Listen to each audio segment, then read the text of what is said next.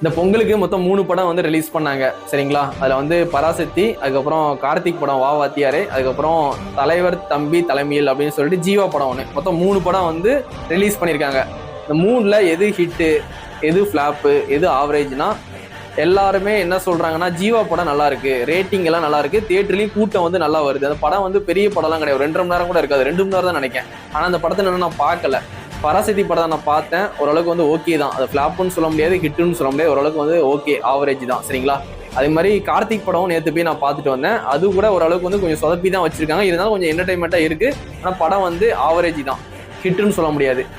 அப்படி பார்க்கும்போது ஜீவா படம் வந்து நான் இன்னும் பார்க்கல, சண்டே தான் போறேன், நாளைக்கு தான் நான் போய் ஷோ வந்து பார்க்க போறேன். பார்த்துட்டு எப்படி இருக்குன்னு கண்டிப்பா சொல்றேன். நான் அந்த 3 படத்துல வந்து மக்கள் ரேட்டிங் வந்து ஜீவா படத்துக்கு தான் அதிகமா இருக்கு சரிங்களா. ஜீவா தியேட்டர்ல தான் கூட்டம் அதிகமா இருக்கு, ஜீவா படம் ஓடுற தியேட்டர்ல தான் வந்து கூட்டமும் அதிகமா இருக்கு, க்ரௌடும் அதிகமா இருக்கு.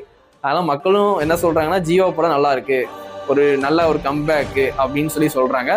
ஜீவா படம் யாராவது பார்க்கலன்னா கண்டிப்பா போய் பாருங்க. அது தலைவர் தம்பி தலைமையில் இதான் படம் டைட்டில் சரிங்களா.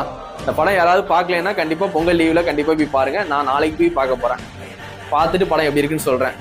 ஆனா ஜனநாயகன் படம் கண்டிப்பா தியேட்டர்ல வருமா வராதான்னு தெரியல, ஓட்டுல என்ன சொல்றாங்க வெயிட் பண்ணி பார்ப்போம். அப்படி இல்லாட்டி ஓடிடில பார்க்கலாம்.